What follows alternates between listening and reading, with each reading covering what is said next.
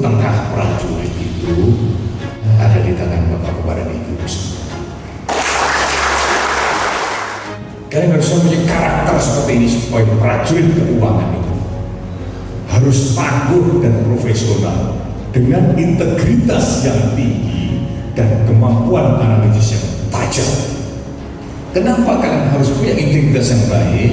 Karena kalian adalah pembantu utama saya dalam menjaga moral dan moral prajurit. Upayakan kita bekerja semaksimal mungkin agar tepat waktu, tepat jumlah, tepat sasaran. Kalau itu sudah dilaksanakan, sama halnya kalian sudah membantu Panglima dalam menjaga moral dan moral seluruh prajurit dan ASN di seluruh wilayah Kodam 14 SMK ini. Dan itu yang saya tuntut dan itu yang sangat saya harapkan. Sungguh satu kehormatan, kebanggaan bagi saya, Bangun Naruko ini Panglimamu bisa bertatap muka langsung dengan prajurit-prajurit keuangan.